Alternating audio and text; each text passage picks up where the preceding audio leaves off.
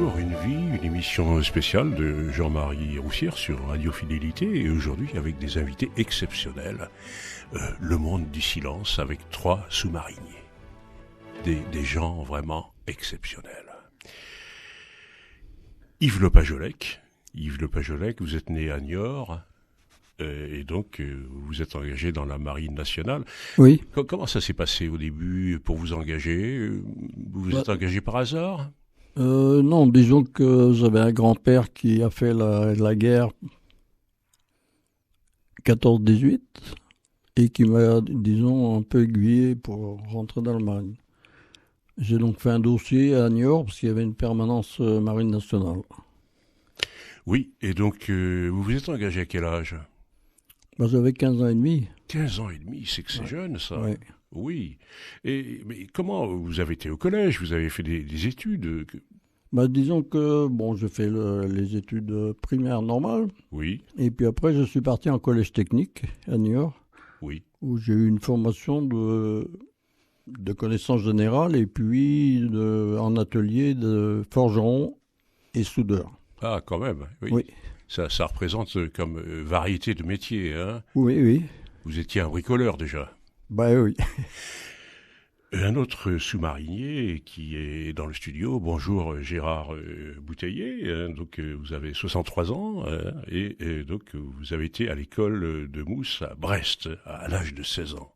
Alors pourquoi? Parce que j'habitais à Nantes, j'étais des quartiers nord de Nantes, de la Boissière. Oui. Je voyais pas tellement mon avenir dans le quartier.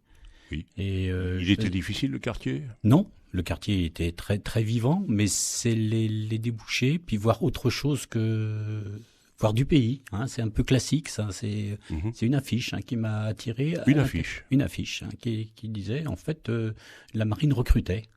Et ça a été le déclic. Et ça a été un déclic. Je vais essayer quelque chose d'autre. Alors, Yves Le Pajolec, donc vous avez été à l'école de la Marine nationale, et oui. puis donc après donc sur le premier sous-marin, la Junon.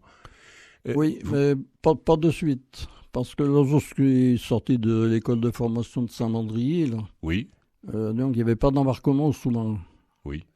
Mais j'avais des collègues, des jeunes qui naviguaient déjà au sous-marin et ils m'avaient dit le mieux s'il y a un embarquement sur le Gustave Zédé, c'était un bâtiment base de sous-marin à l'époque.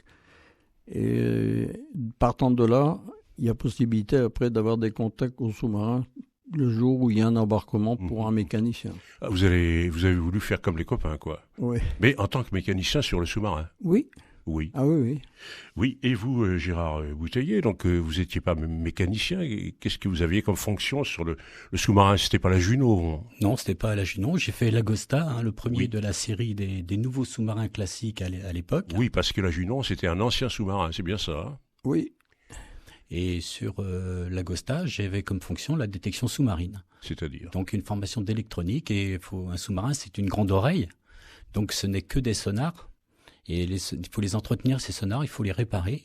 Oui. Donc j'étais faire des cours spéciaux à Saint-Mandrier pour connaître le matériel qui était à bord des sous-marins. Oui, mais toute la journée dans le sous-marin, vous étiez à l'écoute?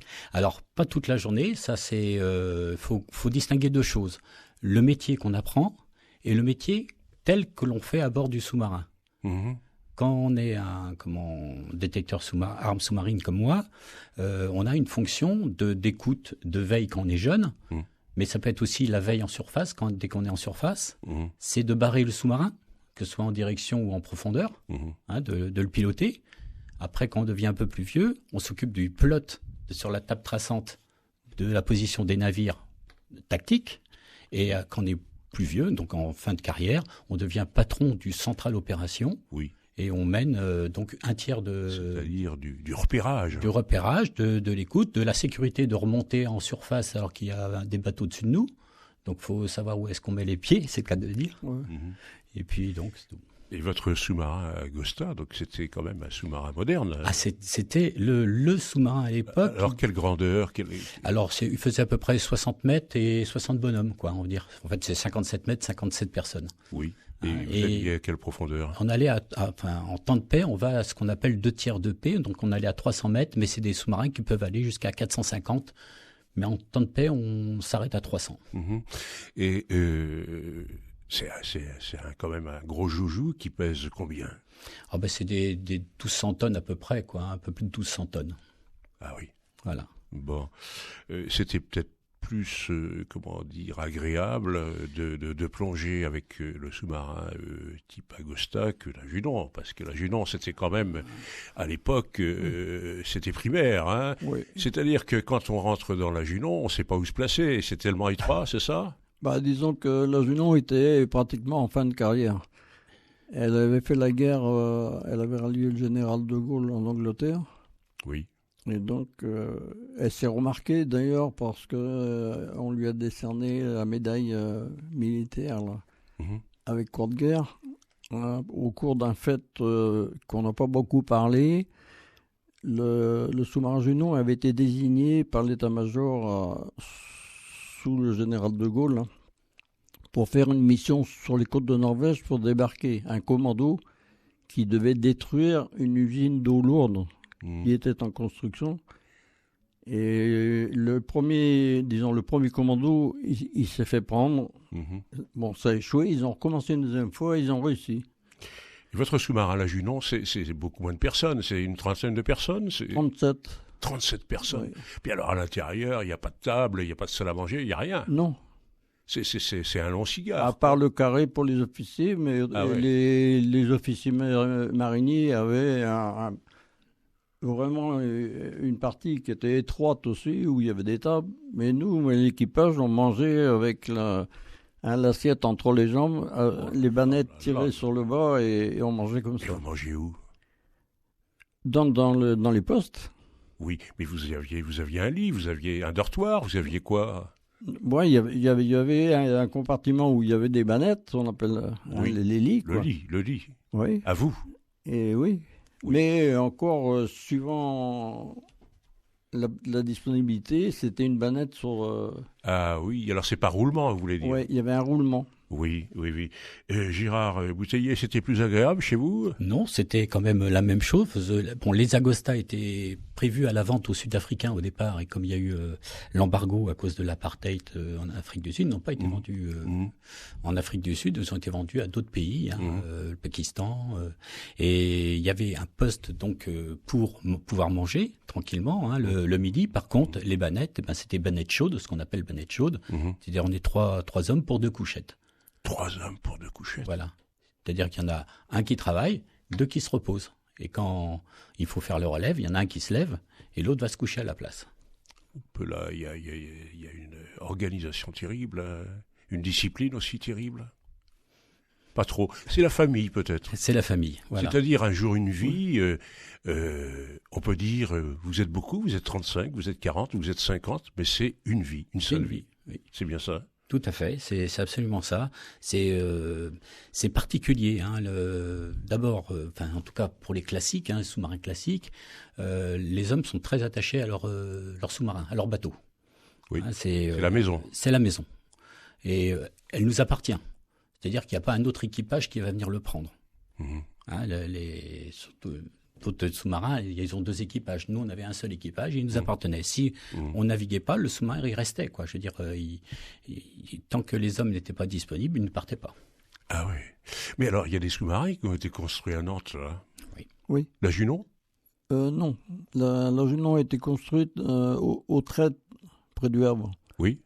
Et à Nantes? À Nantes, il y a eu 2 types Agosta, l'Urmat et l'Ashmat, qui ont été vendus aux Pakistanais. Il y a eu des sous-marins à 800 tonnes qui ont été vendus aux Portugais. Oui. Il y a le sous-marin 1200 tonnes qui ont été construits à Nantes aussi. Je crois que l'Espadon a été construit à Nantes, celui qui est à Saint-Nazaire. Donc Nantes avait une bonne réputation, a toujours d'ailleurs une bonne réputation sur tout ce qui est sous-marin. Mais dites-moi, il y a quand même eu 2 drames terribles. Oui. Il y en a eu un en 68, la Minerve. Et puis, pas longtemps après, 2 ans après, le Rodis. Vous pouvez nous en parler? Moi, je suis arrivé 4 ans après ces accidents-là. Oui. C'était donc tout frais. Et la sécurité était omniprésente dans tous les cours qu'on pouvait nous faire sur les sous-marins, sur les entraînements, c'était vraiment, on se sentait. Moi, je suis arrivé donc 4 ans après le dernier grand drame.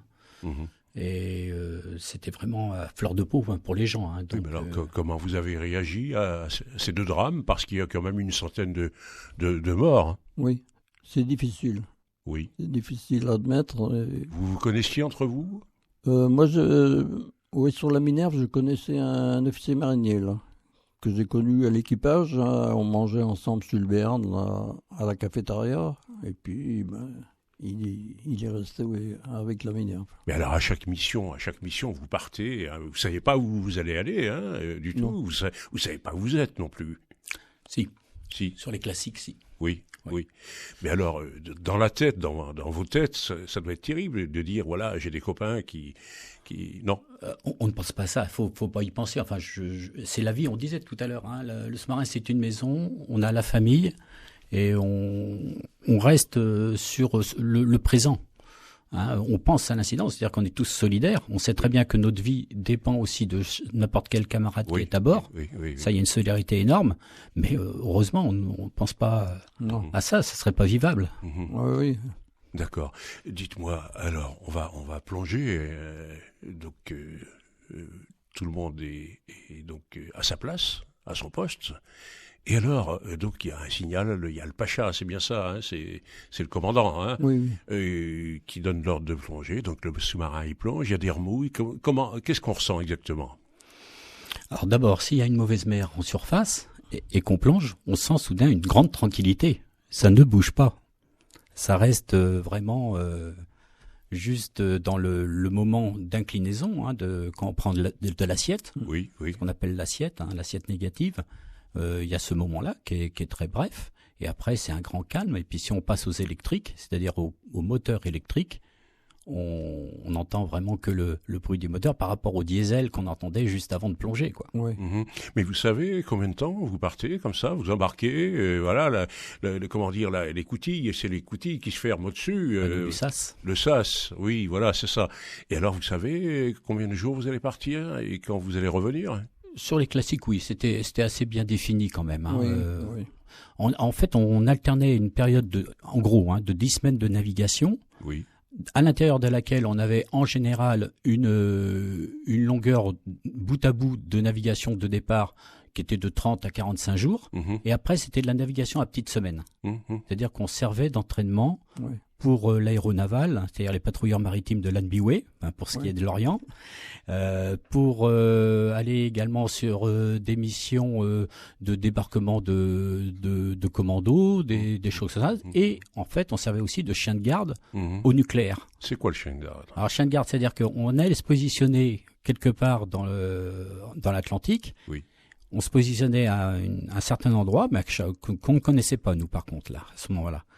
Et le sous-marin nucléaire passait à proximité, à nous, à charge pour nous, d'écouter s'il était suivi ou pas. Et pourquoi? Il ne peut pas se défendre tout seul, le sous-marin nucléaire? Ça ne suffit pas. Si, ils sont très, très forts. Mais, donc, non, il fallait absolument que nous aussi, on puisse être positionnés. Donc, on se rendait sur zone quelques heures avant. Ouais. On savait que le sous-marin allait passer au-dessus de nous à ce moment-là. On restait positionné comme une bulle. Sous-marin nucléaire passait, on écoutait. Ah oui, ça s'entend. Ça s'entend, oui. D'accord. Très légèrement. Dites-moi, tous les deux, est-ce que vous êtes d'abord marin ou est-ce que vous êtes d'abord militaire? Ni l'un ni l'autre. Sous-marinier, c'est tout. Oui. C'est la bonne réponse. Il n'y a pas de différence. Non, d'abord marin sous-marinier, ça c'est clair. Mais vous avez quand même l'impression de défendre l'État français? C'est-à-dire qu'on a connu l'époque de la guerre froide. Parce que vous avez des torpilles quand même. On a des torpilles à bord, mais bon, je n'ai jamais eu à couler un sous-marin, un bateau de surface durant toute ma carrière. On a connu la guerre froide, donc c'était des missions de renseignement, d'écoute, de savoir si les soviétiques avaient changé leur moteur, leur pompe, des choses comme ça. Ouais, c'est quand même quelque chose. Hein. Vous avez combien de torpilles dans un sous-marin? C'est une habitude. Bon, on a nos occupations. Ouais, les cars, moi j'étais mécanicien, bon c'était le car. Vous faites quoi en tant que mécanicien dans un sous-marin? Il n'y a rien à réparer? Ah, ça dépend.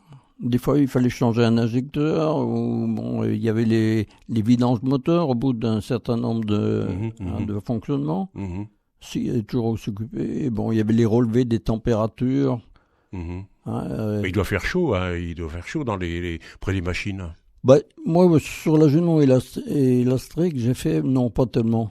Mais l'Argonaut, après, oui, parce qu'il y avait des moteurs suralimentés, de 600 chevaux chacun. Ouais. Et là, il faisait 40 degrés entre les échappements.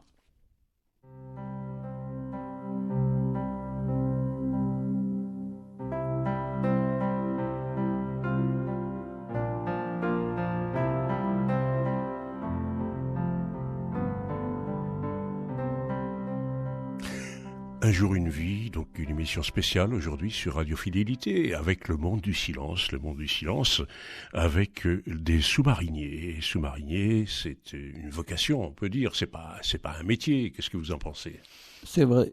J'ai lu sur un livre qui avait été écrit par un commandant de sous-marin soviétique.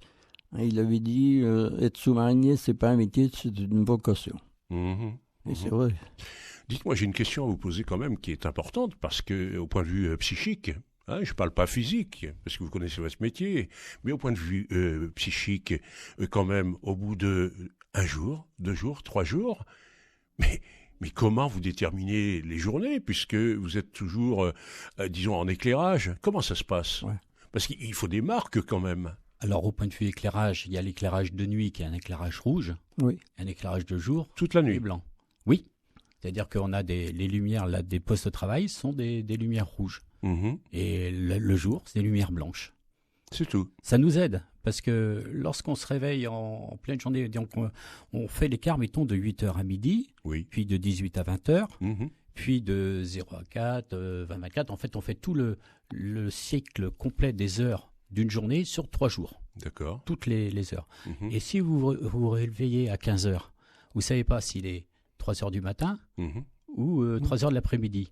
Ce qui nous renseigne de ça, c'est la couleur de l'éclairage. On dit tiens, la nuit. Voilà. Mais qui vous réveille alors? En général, c'était l'électricien de centrale qui venait. Vous n'avez pas de réveil pour pas embêter les copains, quoi. Oui. Je suppose que, vous allez me dire si je me trompe, ce qui est important, c'est la cuisine. Oui, c'est sûr, Oui.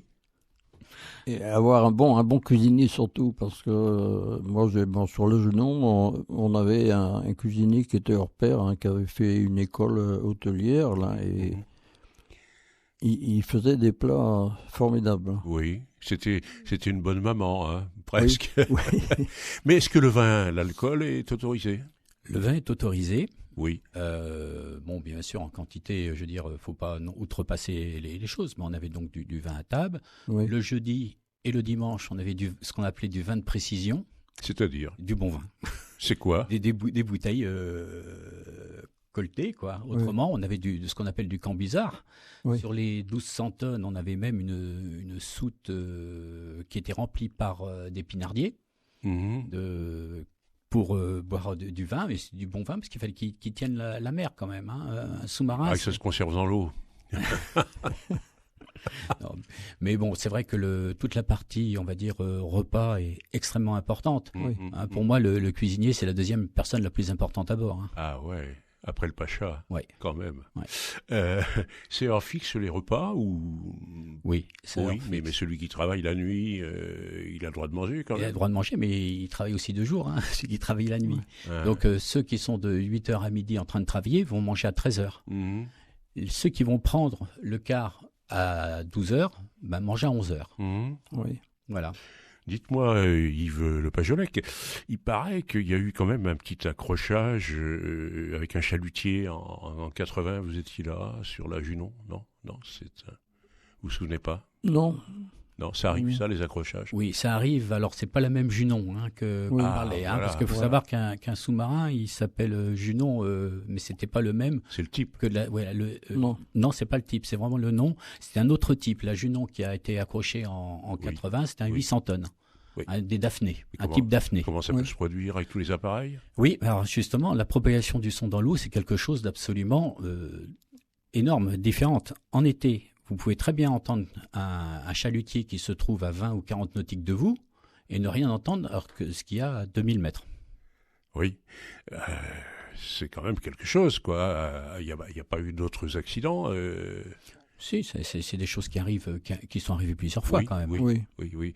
Les 2 sous-marins qui ont été donc perdus en mer, est-ce qu'on a eu une cause? On suppose que les causes sont connues pour l'un d'entre eux. Hein, on suppose. Hein. Et ces sous-marins-là, qui étaient des types Daphné, des types 800 tonnes, sont repassés après tous en cale sèche pour subir quelques modifications. Une protection, par exemple, pour éviter qu'il y ait des troncs d'arbres qui passent en travers le tube d'air et qui empêchent le tube d'air de se refermer. C'était une erreur propre aux sous-marins, non pour avoir coulé comme ça? Donc dans la conception, ils les ont parfaits, ça c'est sûr. Savoir pourquoi exactement, non. Je ne vais pas aller jusque-là, quoi. Ouais. On va écouter une très belle musique, Enya.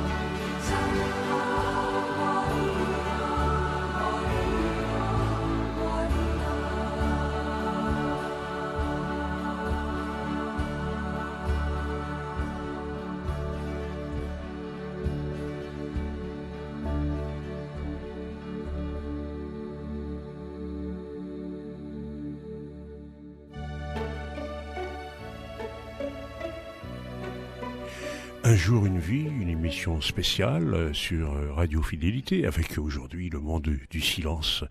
Le monde du silence avec donc des sous-mariniers et avec un autre sous-marinier, Jean-Claude Fleury, qui habite à Saint-Gervais en Vendée, 65 ans. Jean-Claude Fleury qui a fait les deux types de sous-marins, classiques et nucléaires. Jean-Claude Fleury, bonjour. Sous-marin classique, combien d'années? Bonjour. Sous-marin classique, moi je suis rentré dans la marine en 72 et je suis parti au nucléaire en 77. Et vous êtes rentré pourquoi dans la marine? Pour voir du pays. Ah ouais, non, dans un sous-marin, on n'en voit pas beaucoup. Hein. Non, à l'origine, parce que moi je suis originaire de l'Est, et puis, comme disait tout à l'heure Gérard, à l'époque, nos parents étaient plutôt confinés, pour ce qui nous concerne, dans des métiers plutôt industriels. Et nous, jeunes, on s'était dit, bon, il y a peut-être autre chose à faire. Donc Je vais m'échapper, donc je suis parti dans la marine pour voir du pays. Et les sous-marins, ça a été un concours de circonstances, parce qu'en fait, j'étais en cours à Saint-Mandrier, la première école de la marine. Et puis, il y avait une journée où ils recrutaient, à l'époque, ils recrutaient beaucoup pour les sous-mariniers, parce que justement, ceux qui rentraient dans la marine voulaient voir les îles et les pays exotiques, et il y avait peu de candidats aux sous-marins. Donc, il y avait une journée recrutement sous-marin à l'intérieur de la marine, et puis on s'était dit, ça va nous faire une journée de repos scolaire. Donc, on a passé les tests, etc. Je vais passer les tests, on était deux, mon collègue a été refoulé, et moi, j'ai été admis. Mais quand vous êtes en mission comme dans un sous-marin, vous partez quand même, je crois que c'est 5 semaines en nucléaire, c'est ça? Partent entre 70, 80, 82, 85 jours. Oui, mais vous n'avez pas le temps de visiter les différents pays, il n'y a pas de remontée. Non, aucun. C'est-à-dire que moi, j'ai fait Alors, sur les sous-marins classiques, on avait des escales. Alors, sur les sous-marins classiques, j'avais juste une petite précision à donner par rapport à tout à l'heure. C'est-à-dire que Yves a parlé de sous-marins Junon. Il faut savoir que, par exemple, dans les traditions marines, il y a plusieurs bâtiments et sous-marins qui ont eu le même nom. Ah, d'accord. Donc, il y a eu Ce sont des séries, quoi. Voilà. Alors, ceux qu'a fait Yves, c'était ce qu'on appelle, nous, les ponts en bois, donc juste après la guerre. Et après, il y a eu les 800 tonnes qui ont eu le même nom. D'accord. Sous-marinier, c'est quand même quelque chose de secret, c'est-à-dire que vous, en famille, vous rejoignez votre famille de temps en temps, mais il y a aucune conversation possible.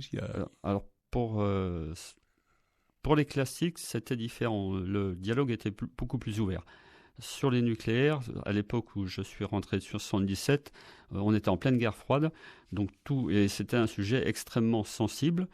On avait des conférences justement par les services contre-espionnage qui nous expliquaient que nos métiers étant sensibles, on était habilité au secret défense, c'est-à-dire qu'on avait un haut niveau d'habilitation, ce qui nous interdisait de communiquer quelque information que ce soit. Donc on avait strictement interdiction de parler de ce qu'on faisait à bord.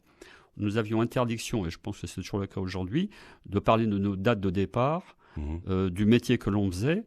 Et pour vous expliquer un petit peu le confinement qu'il y avait à bord, c'est-à-dire qu'on avait des documentations techniques où seuls étaient habilités ceux qui avaient l'autorisation et la spécialité pour les lire. C'est-à-dire que Yves était mécanicien, moi je n'avais pas le droit d'aller voir sa documentation mécanique. Chacun sa partie. Voilà, moi j'étais missiler, je m'occupais des missiles nucléaires. Le mécanicien n'avait pas le droit de venir voir. Gérard Bouteiller, alors vous êtes d'accord avec tout ça? Tout à fait d'accord avec ça. Il faut savoir d'abord aussi que lorsqu'on va sur les sous-marins, une enquête est faite sur nous. Une enquête de moralité, d'environnement. Moi, j'ai eu un de mes... Et sur la famille, peut-être aussi. Et sur la famille. Et comme disait tout à l'heure Jean-Claude, au moment de la guerre froide, moi, j'ai eu le cas d'un de mes matelots sur lequel on s'est aperçu qu'il lui restait une tente en Pologne. Et alors, il a été remercié des sous-marins. Et pourquoi donc? Parce qu'il avait accès à des documents confidentiels où il aurait pu y avoir une pression éventuelle à l'Est sur sa famille pour obtenir ces documents. Mais donc, vous ne vous sentez pas prisonnier avec tout ça? Non. C'était dans l'air du temps. On était, entre guillemets, je dis bien, je mets des guillemets, conditionnés par ce qu'il y avait, par les infos, par notre hiérarchie qui disait attention, vous avez un métier particulier. Pour corroborer ce que disait Gérard, par exemple, moi, quand je me suis marié, il y a eu une enquête de voisinage. Donc il fallait l'accord de l'autorité pour pouvoir se marier en fonction de ce que vient de dire Gérard, des tenants, les affinités, etc. Un voisin qui vous aime pas, ça y est, c'est dans les choux. Hein. Ouais, c'est dans les choux. On a eu plein de collègues qui ont été gentiment remerciés des sous-marins nucléaires, par exemple, parce que lors des permissions, ils partaient à Paris, mais ils discutaient dans le train, peut-être un peu trop. Et il y a des gens qui se sont dit, bon, là, vous en avez un peu trop dit. Donc, vous allez voir ailleurs si le soleil est plus chaud. Mais exclu de la Marine nationale ? Des sous-marins. Des sous-marins. Après, ça dépendait aussi des informations données. Jean-Claude Fleury, vous êtes aussi président de l'amicale des sous-marins. Hein, et vous m'avez dit que, au point de vue heures de plongée, c'est quelque chose de super important. 22 000 heures de plongée, soit 3 ans sous l'eau. Mais ça représente quelque chose, ça. Ça représente un engagement.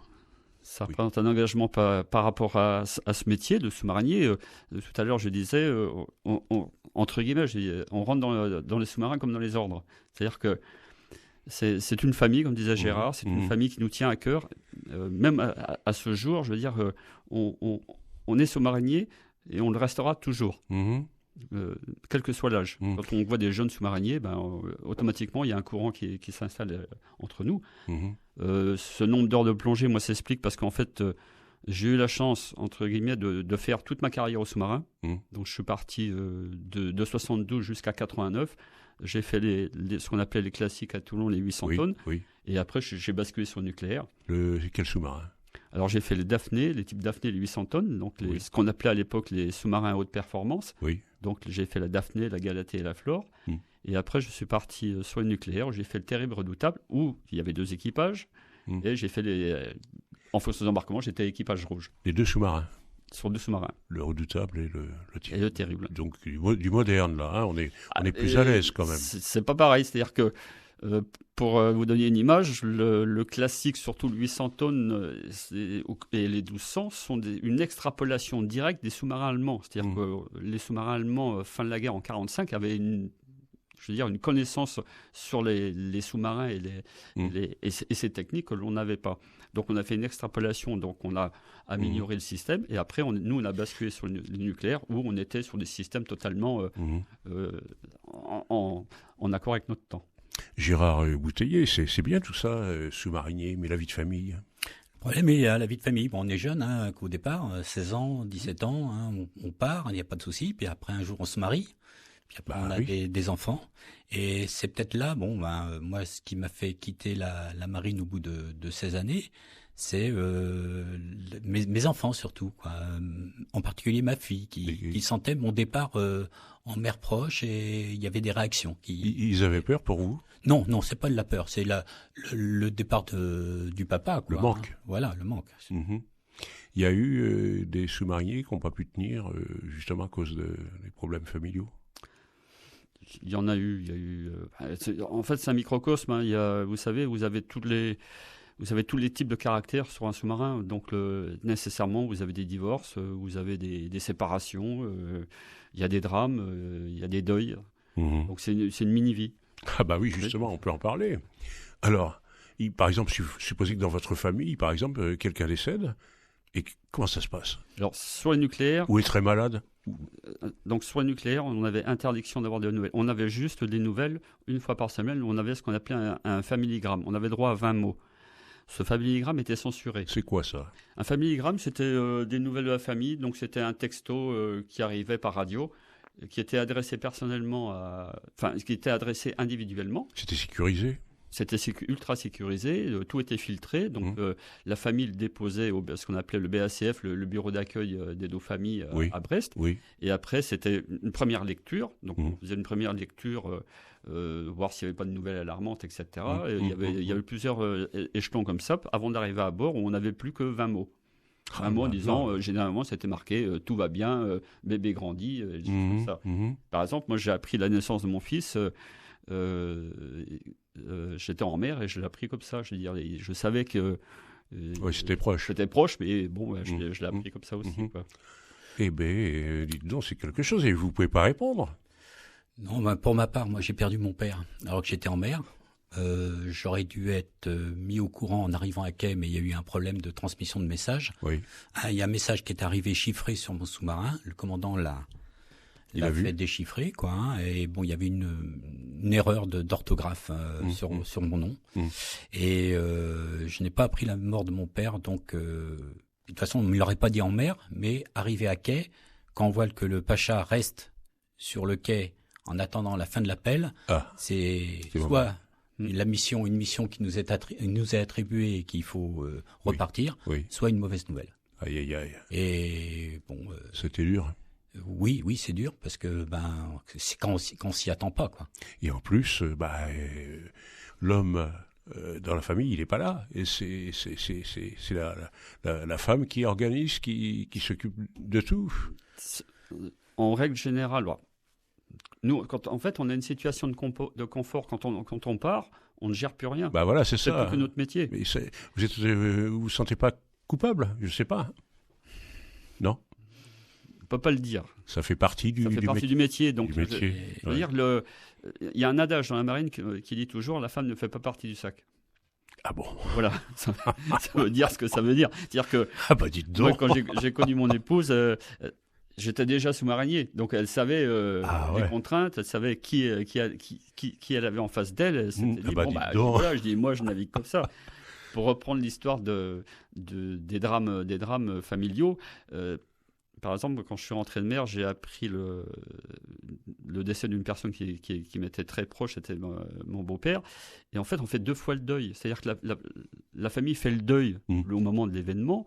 Et nous, quand on arrive 3 mois après, on refait le deuil. Donc c'est très compliqué tout ça à gérer. Gérard Bouteiller, on fait quoi durant une journée ou une nuit dans un sous-marin? Il y a du sport, il y a quoi? Il y a du loisir, il y a pas de place. Il y a du loisir. Sur les 800 tonnes, il n'y a pas la place pour faire pour les 800 ou les 1200 d'ailleurs, il n'y a pas la place pour faire du sport. Par contre, il y a du loisir. On est tous normalement de très bons joueurs de cartes. Ah oui, mais jouer à la belote quand même une journée entière. Tarot. Le tarot aussi. Il y a des jeux comme ça qui peuvent durer, il n'y a pas de souci. Ah oui. Et autrement, on a vu l'arrivée du magnétoscope. Ah là là. Qui a un petit peu tué je trouve un petit peu l'ambiance de temps en temps là. Oui. Puisque c'est un peu comme le portable actuellement, quoi. Ouais, les joueurs de cartes étaient brimés par ceux qui regardaient le magnétoscope, on dirait moins fort. Ouais. Mais le sport, vous pouviez en faire un petit peu. Vous avez des machines, vous avez quoi? Sur les nucléaires, oui. En fait. Comme on avait des rameurs, des vélos d'appartement. Sous-marin nucléaire, par exemple, l'essentiel du sport était situé en trancheux. C'est la plus grande partie, la plus grosse tranche du sous-marin. Il y avait 3 ponts. Et bon, il y avait un pont où il y avait 2 rameurs, un pont où il y avait les vélos, et puis il y avait un peu de muscu. Parce que la vie sur ces bateaux, notamment nucléaires, est assez sédentaire. Donc, et puis, comme tu disais tout à l'heure, Gérard, on avait un excellent cuisinier. Donc, il fallait faire attention à la ligne, parce que 3 mois à ne rien faire, on a tendance à prendre un peu d'embonpoint rapidement. Ah oui, c'est interdit, ça. Oui, c'est interdit. Surtout que nous, on avait des cycles de patrouille quand on rentrait au mois de juillet. On avait un peu de mal. Ah oui. Il n'y a pas un médecin à bord? Sur le nucléaire, si, il y a un médecin, un infirmier. Ah, quand même. Et vous? Non, sauf quand on partait pour une très longue durée. Pour nous, c'était 45 jours. Oui. À ce moment-là, on embarquait un infirmier. Mais alors, il y a un cas grave, on fait quoi? C'était le commandant en second. Et il y avait sur les 800 tonnes, il y avait une pharmacie, il y avait le livre. Oui, mais enfin, le sous-marin, quelqu'un doit être opéré, le sous-marin, il ne peut pas remonter. Il remonte quand il y a des cas graves, les appendicites, des choses comme ça. Donc on débarquait ou on élitroyait des gens. Sur les classiques. Sur les classiques, ouais. Pas sur le nucléaire. Non. Et pourquoi? Il y a un hôpital à bord parce que en fait le problème du nucléaire, c'est qu'une fois que lui il a plongé, il fait ce qu'on appelle les dilutions. Donc il n'existe plus pour personne, il est parti. Oui, mais... Donc il n'a pas le droit de revenir, il a son secteur d'activité. Comme tu disais tout à l'heure, il y a des problèmes de signature acoustique parce qu'il y avait des Russes, à l'époque c'était la guerre froide, il y avait du monde un peu partout qui écoutait le sous-marin. Oui. On voulait savoir qui partait parce qu'en fonction du type de sous-marin qui partait, on avait un système d'armes différent. Tout à l'heure on a parlé d'évolution du sous-marin. Vous avez, moi quand j'ai embarqué, il y avait des systèmes d'armes M1, après il y a eu le M2, M20. Donc c'est des puissances de frappe différentes. Mais vous êtes dans un sous-marin nucléaire, là, et bon, il faut opérer quelqu'un en urgence. Alors, On a un médecin, on a un hôpital à bord. ils peuvent opérer? Ah oui, il y a tout ce qu'il faut. On a un bloc opératoire sur un sous-marin nucléaire. Ah, quand même. Il y a un bloc complet. Avec, on avait, nous, un médecin, 2 infirmiers. Donc vous partez en sécurité. On part en sécurité, sachant qu'avant, on avait une grosse visite médicale. Dites-moi, je vais vous parler d'une chose banale, mais peut-être pas pour vous. L'hygiène. Alors, l'hygiène dans un sous-marin. Parce que c'est quand même confiné. Ici, si vous voulez, à notre époque actuelle, avec le virus, on est confiné, et puis c'est vrai que l'hygiène est importante. Mais alors, dans un cigare qui est ridicule, au point de vue espace, comment on fait pour l'hygiène, pour l'eau, par exemple, pour se laver, pour économiser l'eau, voilà. Je vous parle pas du vin, je vous parle de l'eau. Non, on parle bien d'une chose essentielle, c'est l'eau. Mais l'eau à bord était principalement dédiée à la cuisine, pour les classiques. Oui. C'était essentiellement la cuisine. Nous, on faisait surface. Il y avait des missions, donc on avait un savon spécial eau de mer, donc on se lavait à l'eau de mer, des choses comme ça. Ça grattait un peu après, parce qu'on ne se rinçait pas. Une fois tous les 8 jours, vous remontez en surface pour vous laver? Non, on se lavait très très peu. Ah oui. Je me souviens, c'est juste une anecdote, on faisait une commémoration, c'était à Ajaccio avec le sous-marin Daphné, on commémorait le débarquement du Casabianca à Ajaccio. Oui. Et nous, on avait fait un transit Gibraltar-la Corse, donc ça faisait, je sais plus, pas près de 2 semaines qu'on était en surface en transit, il faisait entre 40 et 60 degrés à bord, et quand on a ouvert les panneaux de pont au quai, on a vu les gens reculer. Ah, ça m'étonne pas, hein. Ça sent le sous-marin plein nez, là. Oui, ça sentait un peu le sous-marin plein nez. Mais entre vous, ça se sent pas, hein, ça. Non, parce que vous avez l'habitude, quoi. On a l'habitude, et puis il y a toujours... Le parfum est interdit. Et il y a des produits interdits à bord d'un sous-marin? C'est pas interdit, hein. Sur les classiques, d'autant plus que sur les classiques, on faisait des escales, donc on avait les ship chandlers qui nous livraient en parfum, en alcool ou autre chose comme ça. C'est pas interdit, ça. Et ça, le parfum n'était pas interdit, mais je vois mal les copains se mettre du parfum à bord. Hein. Pour changer l'air un peu, non? Oh non. Non, c'est bien aéré autrement, oui. Pas du tout. Non, le plus dur, c'est effectivement quand on faisait surface, de sortir et d'aller en haut de la cathédrale, prendre l'air et de redescendre parce que. C'est quoi la cathédrale? C'est le plus haut partie du plus haut du sous-marin, le massif. Ah bon? Le château, si vous voulez. Ah oui, ça s'appelle la cathédrale. Ouais, la fosse de veille, la baignoire aussi, ça s'appelle. Ah dites donc. Ah oui. Donc vous alliez dans la baignoire. Dans la baignoire. Oui.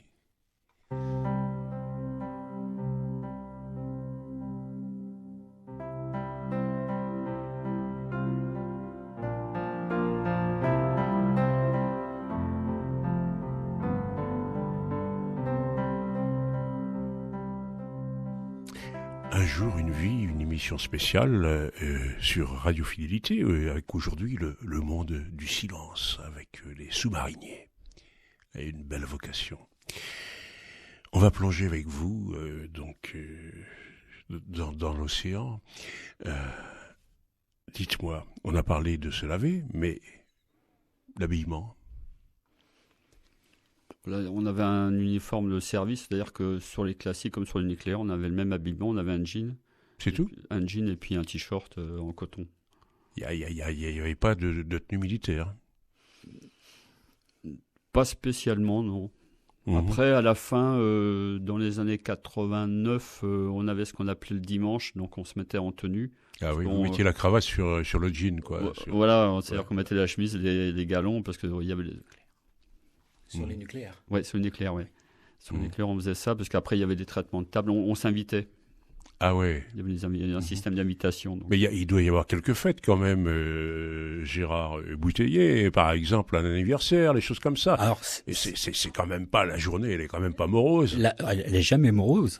Et comme fête, la principale, moi je dirais, c'est les baptêmes. Les baptêmes de sous-mariniers. C'est quoi les baptêmes? Le baptême, c'était quelque chose de très protocolaire. C'est avec le curé, non? Ah non, il n'y a pas de curé à bord. Mais il y avait l'eau de mer qu'on prenait à 200 ou 300 mètres à l'immersion maximum du sous-marin. De l'eau de mer? De l'eau de mer dans un bol, puis un bol de vin rouge. Et puis, cul sec. Attendez voir. Donc, la personne qui devait être baptisée buvait un bol d'eau de mer d'abord, oui, suivi d'un bol de vin rouge. Voilà. Ah bah dites donc, c'est quelque chose. Ça donne quoi de boire de l'eau de mer? Vous avez fait le baptême tous les deux? Obligatoire. Ah, c'est obligatoire. Et si on n'a pas de chance, on commence par faire un sous-marin, comme le gymnote qui allait jusqu'à 150 mètres, donc baptême à 150 mètres. Après, il prenait un narval, baptême à 200 mètres. Et après, il prenait un Daphné, baptême à 300 mètres. Il faisait 3 baptêmes. Et celui qui supporte pas ni l'eau de mer ni l'alcool? Et toujours vu supporter, moi. Ah oui. Il fallait faire des efforts. Voilà. Et on fermait les yeux, puis on se disait... Voilà, faut penser à autre chose. Pourvu que ça passe. La connotation de ce baptême, c'est qu'en fait, celui qui... Ça peut arriver, des gens qui refusaient un baptême ou quelque chose comme ça. Il y avait un problème de respect après. Ah oui. Ouais, il faisait pas partie de la corporation. Ah. Donc on acceptait le baptême. Alors, c'était entre guillemets une espèce de bizutage, mais gentil. Oui. Donc, on prenait ce baptême. Bon, après, on faisait partie de la congrégation des sous-mariniers. On refusait ce baptême. D'accord. Du chantage. On va parler de quelque chose d'important, justement, puisque vous dites que vous êtes une famille et que vous formez une vie. Voilà. Et c'est pas un jour, c'est 70 jours. Il y a des tensions quand même dans un sous-marin, des conflits entre vous, peut-être? Alors, pour ma part, de ce que j'ai vu, des conflits, bien sûr, on n'est pas obligé de se supporter tout le temps. Il peut y avoir un éclat de voix, il peut y avoir un léger chose, mais après, ça s'estompe totalement et ça s'oublie. Et je suis incapable de me mémoriser des mauvais moments à bord du sous-marin. J'en suis strictement incapable. Et vous? Pareil, je suis d'accord avec Gérard. Comme je disais tout à l'heure, c'est une petite ville. Sur un nucléaire, on était 120. Il y a des tensions parce que suite à quoi? Suite à du travail ou quelque chose d'un peu pénible qu'on a eu à faire après ou un moment de fatigue, mais il n'y a pas de non, ça se passe bien. Il n'y a pas d'éclat de voix. Ça se passe. Il n'y a pas de mouvement. Il y a des sujets à pas aborder. Politique, religion. Politique, il y a autant d'avis politiques à bord qu'il y en a en France. C'est interdit d'en parler? Non, c'est pas interdit d'en parler entre nous. Moi, j'ai vécu l'élection de François Mitterrand au large de la Côte d'Ivoire. Je veux dire, c'était un moment fantastique, mais dans les réactions des gens. Et vous étiez au courant de tout ça? Alors, on avait ce qu'on appelait le CELCIRPA, qui envoyait des articles, les gens n'avaient pas vu venir la victoire de François Mitterrand, nous, à bord. Et ça a été un moment assez passionnant. Jean-Claude Flory, quel a été votre plus beau souvenir dans un sous-marin? Il y en a trop? Il y en a tellement. Oui. Donc, par exemple... après, c'est gentillet, c'est-à-dire qu'en pleine Méditerranée, voir une chouette arriver, épuisée, se poser sur le tube d'air, et se reposer. Ah ouais. Voilà, c'est des images qui marquent. Et vous? Et moi, je crois que c'est l'arrivée à Lomé, parce qu'on a eu la chance de faire c'est le Togo, ça. C'est le Togo. Et c'était exceptionnel. Et d'être accueilli par le Rhône avec des sonneurs à bord du Rhône, une cornemuse et puis une bombarde. Et c'est secret, qu'il y a quand même un départ, une arrivée de sous-marin. Là. Vous étiez accueillis, vous, avec la fanfare? Nous, quand on a fait l'Afrique, là, c'était pour représenter la France, la présence de la France en Afrique. L'image. Donc on avait une escale tous les 15 jours à peu près, et avec les autorités locales qui étaient là. Et plus mauvais souvenir? Plus mauvais souvenir, un collègue qu'on a été obligé d'attacher et puis de rafistoler parce qu'il y avait mauvais temps. On était sur la Flore et il est parti en passerelle. Il y a eu un coup de roulis. Il a buté dans une alliade de visée, ce qui nous sert à faire des relèvements à terre. Et c'est le second qui a été obligé de le recoudre. Il était blessé? Il était blessé. Et le recoudre sans anesthésie? Sans anesthésie, on était à deux à le tenir. Et puis, aïe. C'est des choses qui arrivent. Et vous, Gérard Bouteiller? Non, je retiens pas de... Aucun mauvais souvenir. Mauvais souvenir, non. Dites-moi, on va reparler du retour. Hein. Vous êtes donc parti 15 jours ou 70 jours, c'est pire. Le temps, il est long. Vous comptez les jours? Sur les sous-marins nucléaires, alors je ne sais pas si c'est pire sur un sous-marin nucléaire, parce que les conditions de vie sont totalement différentes. Sur un classique, on pourrait apparenter ça à du camping sous une toile. Sous-marin nucléaire, on est dans un hôtel 4 étoiles. Quoi. Ça ne bouge pas, on a les douches à volonté, etc. Donc le retour se passe relativement bien, on n'a pas de problème particulier. Quoi. Nucléaire, quand même, il y a des sécurités avec tout ce qui est nucléaire, avec les... Il y a des sécurités. Moi, je m'occupais... les lance-torpilles. Alors, vous avez le système d'armes, vous avez les torpilles. Moi, je m'occupais des missiles à bord. Et puis, vous avez la propulsion nucléaire. Vous faisiez quoi avec les missiles? Et on les entretenait pour garantir votre sécurité. Parce que on garantissait la sécurité des Français. Ça s'entretient, ça? Ça s'entretient tous les jours. Et qu'est-ce que vous faites pour entretenir? Et on avait un système de maintenance qui existe toujours, je pense, en ce moment. Et on revérifie tous les jours les systèmes d'armes, on revérifie le système électronique, électromécanique, hydraulique, etc. Savoir si tout fonctionne, si jamais le président nous demande d'envoyer un missile. Ah ouais, quelle responsabilité. Faut pas dévoiler vos secrets, c'est interdit, vous savez, hein, même sur radiofidélité. On n'a pas le droit. Oui, on va revenir donc à la famille, et évidemment. La famille vous attend quand vous arrivez? Oui. Ah oui, c'est avec impatience, parce que nous, on comptait, quand on partait en patrouille, il y avait grosso modo un cycle de à peu près 70-80 jours, et en plein milieu, il y avait ce qu'on appelait la cabane, c'est-à-dire qu'on décomptait dans l'autre sens par rapport à notre jour d'arrivée. Donc la cabane, on faisait une petite fête.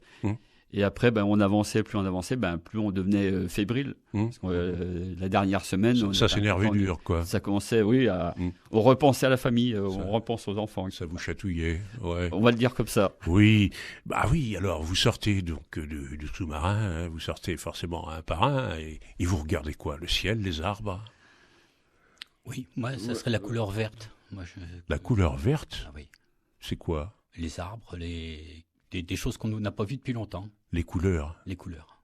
Et vous? Je pense que c'est pareil, parce qu'en fait, on est dans un univers très technique. Donc, on n'a pas de champ de vision au-delà de 15 mètres. Donc, d'un seul coup, on est dehors, comme dit Gérard. On est perdu. Donc, par rapport au nucléaire, on n'avait pas le droit de conduire en rentrant. Mais on a du mal à se raccrocher à la vie terrestre? C'est un peu compliqué. Nous, par exemple, quand on rentrait, on avait nos périodes de ce qu'on appelait réoxygénation. Donc, on avait 45 jours de remise en route du système. Donc, système d'acuité visuelle, le problème de réflexe, etc. Les examens, tout. On avait un examen d'une gammamétrie en rentrant, etc. Des choses comme ça. Combien de vacances? Beaucoup? Nous, on avait 45 jours. 45 jours. 45 jours. Ouais.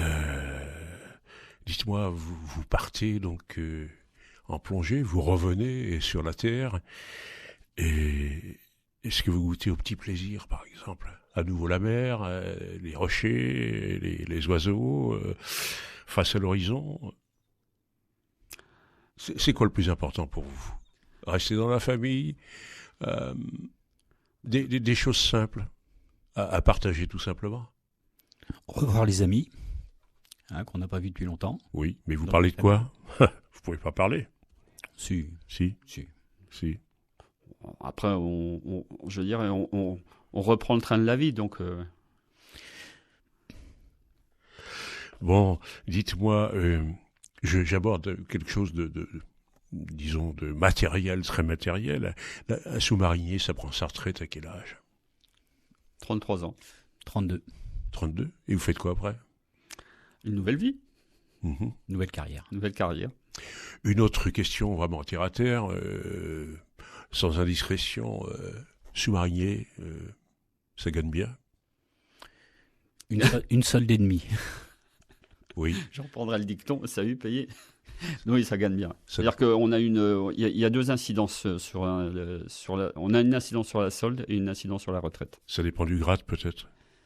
du grade et puis du temps de plongée. Ouais. Et le Pacha, il réagit comment quand vous partez avec la famille c'est pas des embrassades quand même, mais bon, ça se passe comment et avec vos camarades? Chacun a hâte de retrouver sa famille, de retrouver ses hobbies, et puis de renouer avec ses enfants, etc. Donc on se sépare, après on a autant de plaisir à se retrouver après. Quoi. Voilà. Ouais. La réaction des enfants, c'est important? Oui. Oui, ils vous parlent de quoi, les enfants? De l'école? Disons, la première fois d'abord, quand j'ai arrêté ma carrière de sous-marinier, j'ai trouvé donc du travail à Nantes et je rentrais à Guidel, puisqu'on avait notre maison qui était à Guidel, à côté de Lorient, et je rentrais tous les 15 jours. Et mes enfants ont dit, mais papa, il est tout le temps en vacances maintenant. Ah, dites donc. Donc c'était... la différence. La différence, oui. Ouais. Eh bien, écoutez, je vous propose quelque chose, à nouveau une musique d'Enya, et on va la consacrer à tous ceux qui sont morts en mer, disparus. Tous, si vous voulez bien.